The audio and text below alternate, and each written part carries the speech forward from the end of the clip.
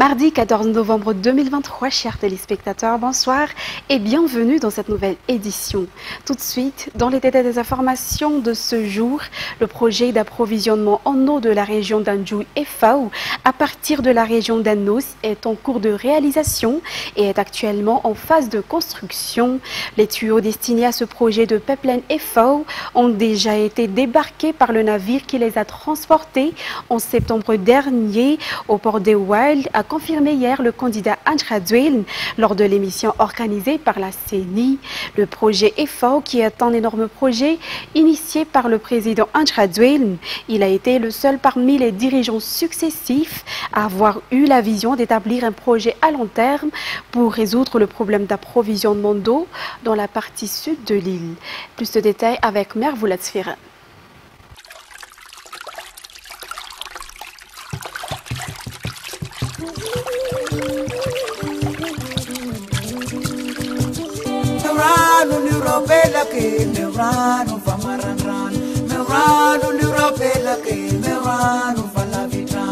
Le président Anjradouel est le seul à avoir la vision et l'ambition de mettre en place un projet à long terme pour les habitants d'Atsim qui rencontrent de problèmes dans le secteur de l'eau depuis de nombreuses années. Un projet visant à acheminer la rivière Efao dans la région d'Anos pour atteindre Ambouvoumbe dans la région d'Anjoui. Le projet FAO est le premier grand projet d'approvisionnement en eau à Madagascar. En tant que projet majeur, il ne sera pas achevé en un jour ou un mois, mais en plusieurs mois, et il y a un processus de préparation, notamment pour les détails techniques, stratégiques et administratifs. C'est ainsi qu'un appel d'offres relatif à la concrétisation de la mise en place de ce pipeline a été lancé. La sélection de l'entreprise qui réalise les travaux, le recrutement des employés et l'acquisition du permis environnemental. Ces démarches ont été réalisées et le cahier de charge du projet a été reçu. De plus, le navire transportant les tuyaux destinés à ce projet pipeline FAO a déjà débarqué au port des Wild en septembre dernier. La phase de construction a ainsi été lancée hier 13 novembre. Selon les précisions, le début du chantier ainsi que les infrastructures de génie civil sont installées à Issal. Par ailleurs, 2 stations de captage seront également mises en place au PK31 et à Anjanoug. Une fois ces immenses infrastructures installées, l'installation des pipelines débutera, ce qui ne tardera pas. Pendant ce temps, l'importation du reste des tuyaux de l'étranger est déjà en cours. Pour rappel, le projet FAO consiste en la construction d'un pipeline géant de 97 km reliant la fleuve FAO dans l'objectif de donner l'accès à l'eau potable à 500 000 habitants des régions Anos et Anjoui, irriguer 80 000 hectares de terres agricoles et mettre en place 120 points d'eau destinés au bétail. Le pipeline traversera 60 villages dans les 3 districts de Tolanar, Ambosaratim et Ambouvoumbe et irriguera les plaines de Sampoun, Marwalpout et Marwalmenti. Lors de sa visite à Essal Tolanar hier, le ministre de l'Eau, de l'Assainissement et de l'Hygiène, Fitniavra Vukac, a exhorté la population à voter et à protéger son choix. Nous sommes prêts à procéder à l'élection du 16 novembre, a-t-il déclaré. Il n'y a donc plus raison de douter. Par ailleurs, c'est un droit et un devoir en tant que citoyen de voter et c'est un devoir qui permettra de déterminer l'avenir du pays pour les 5 prochaines années. Et c'est également le droit et le devoir des citoyens d'exprimer leur choix par le biais de l'élection. Et c'est la raison pour laquelle le gouverneur de la région Betibouk, Jean-Roger Ranjianzaf-Ninjin, les a exhortés ce jour à accomplir leur devoir et à manifester leur choix pour l'élection présidentielle du 16 novembre. Il a déclaré que personne ne peut retirer ce pouvoir au peuple malagasy, ni les politiciens, ni les candidats à la présidentielle. Ensuite, la communauté internationale apporte sa contribution dans la tenue des élections, a souligné la ministre des Affaires étrangères hier à l'issue de sa rencontre avec les membres du corps diplomatique à Noussi. Par ailleurs, 137 observateurs électoraux seront dans nos murs pour cette élection présidentielle. Routrissel Rakout Malal sur les images de Yves Chanel. Madagascar est fin prêt pour le premier tour de la présidentielle ce jeudi, selon la ministre des Affaires étrangères Yvette Silla. La communauté internationale soutient pleinement cette élection, toujours d'après elle. La preuve, leur participation au Basket Fund et l'envoi d'observateurs électoraux émanant de la SADC, de l'Union africaine, de la COMESA et de l'OIF. Au total, ils seront 137, a-t-elle précisé. Ces observateurs peuvent émettre des recommandations, mais ils ne s'immiscent pas dans les décisions du gouvernement. Hier, la ministre a rencontré les membres du corps diplomatique accrédité à Madagascar. L'objectif étant de les rassurer sur la préparation et la bonne tenue du premier tour des élections. Les habitants de la commune d'Adouaran-Foot, dans le district d'Assimdjan, sont prêts pour le scrutin du 16 novembre.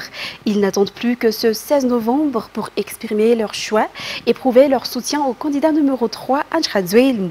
Lors de cette présidentielle de 2023, il obtiendra bien plus de voix comparées à celles de 2018 grâce aux réalisations qui répondent aux besoins de la population et le nombre de personnes présentes lors de la campagne d'aujourd'hui en est la preuve, déclare le maire de cette municipalité, Rakoudor Manana Entsu, dit tout. Ce reportage sur les images de Antar Razonarville.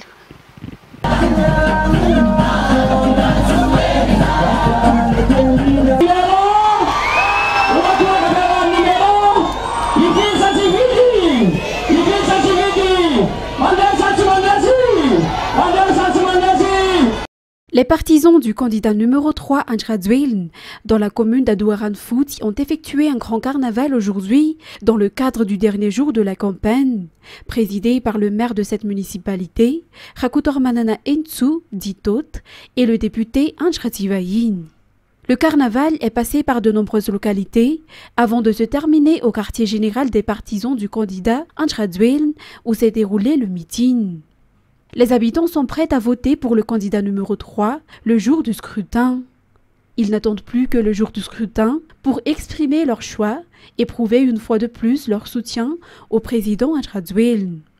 Ce dernier obtiendra bien plus de voix pour cette élection de 2023 par rapport à l'élection de 2018 en raison des nombreuses réalisations qui conduisent au développement de cette municipalité et le nombre de personnes présentes lors de la campagne d'aujourd'hui en est la preuve, a déclaré le maire. Il a également exhorté les gens à protéger leur choix lors de ce meeting d'aujourd'hui.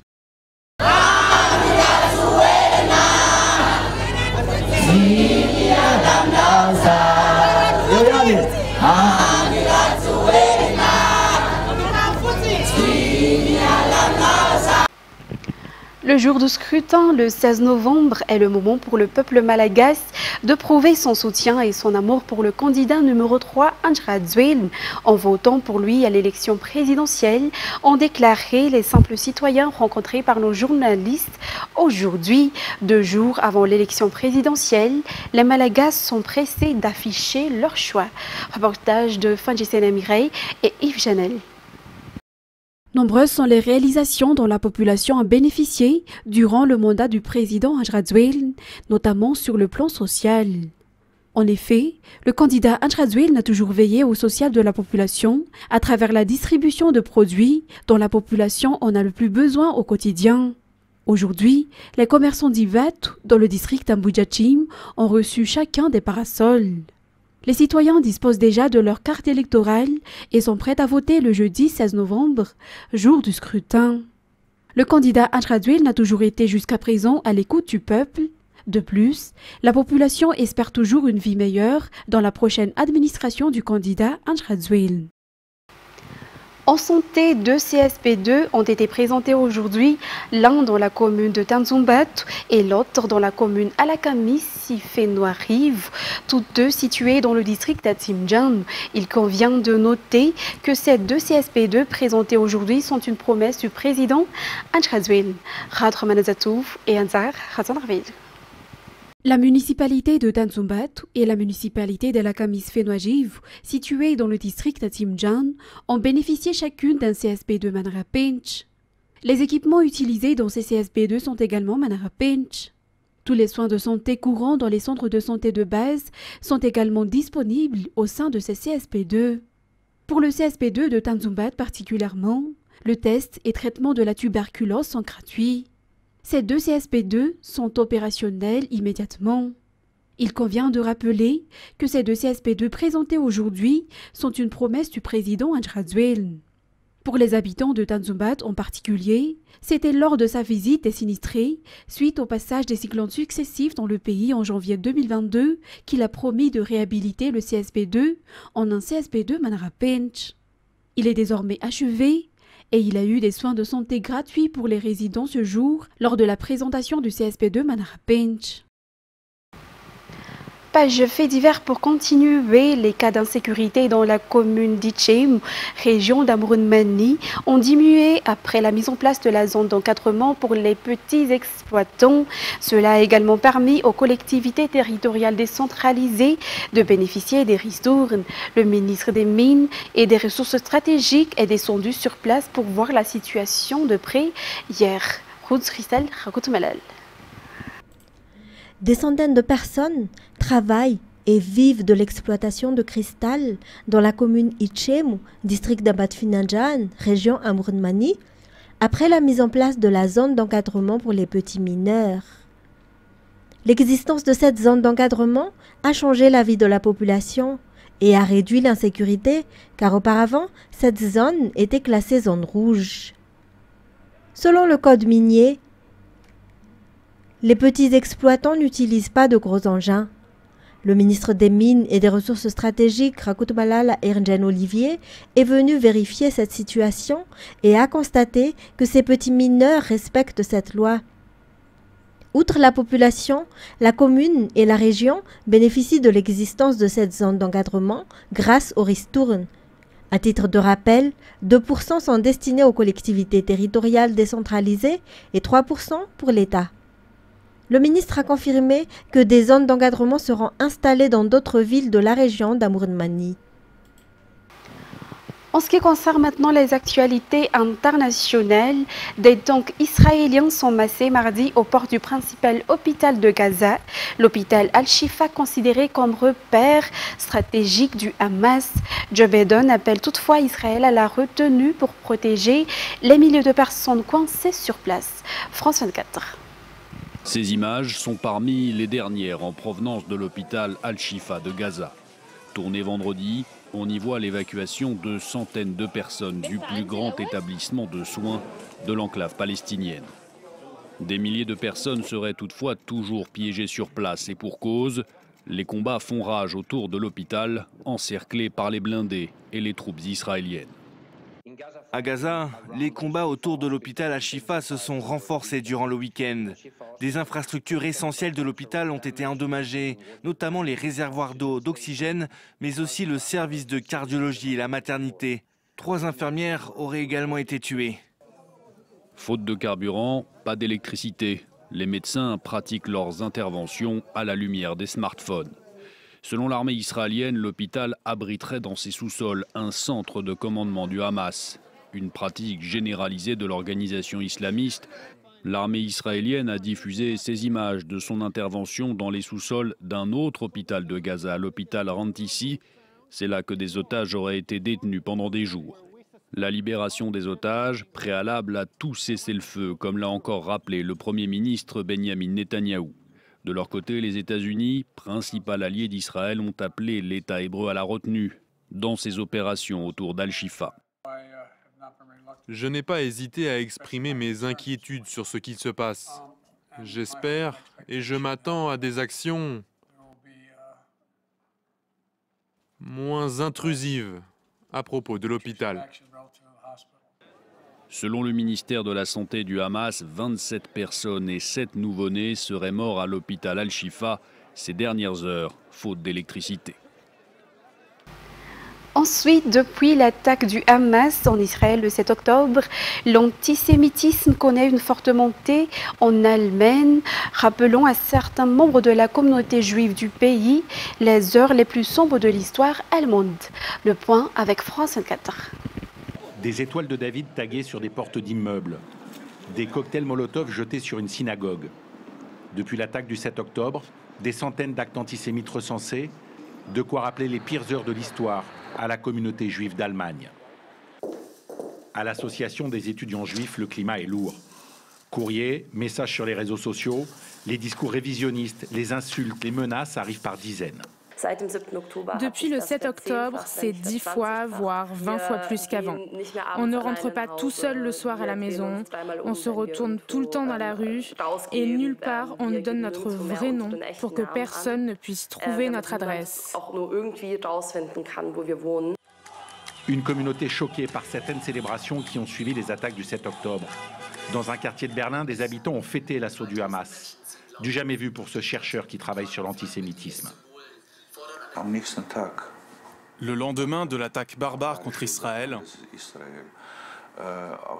dans les rues de Berlin, des gens ont distribué des bonbons et beaucoup se sont réjouis.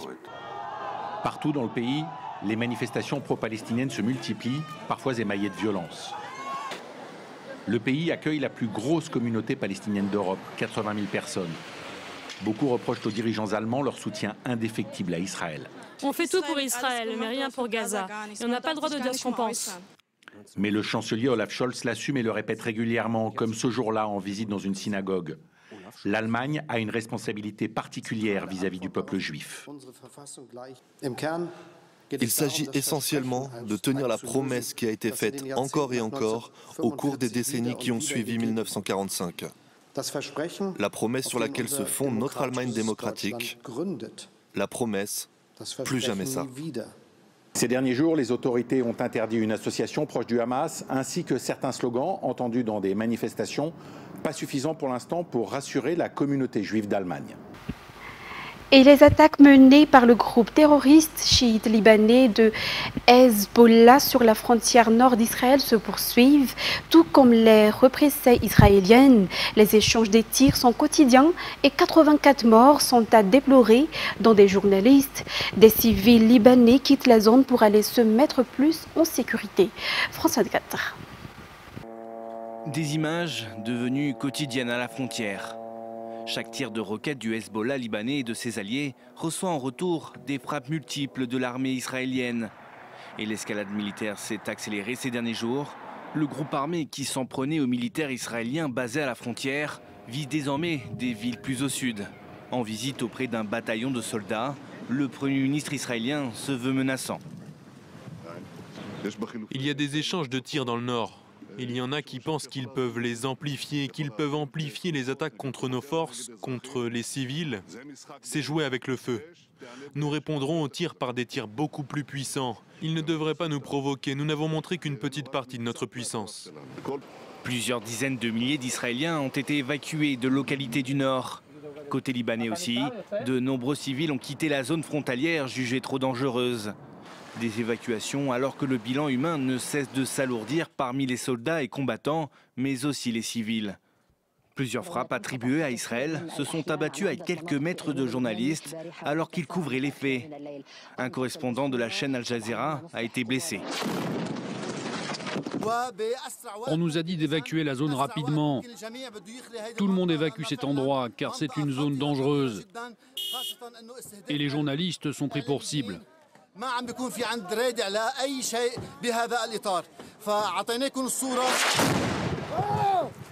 Une scène qui a lieu un mois après la mort d'Issam Abdallah, journaliste de l'agence de presse Reuters, également près de la frontière.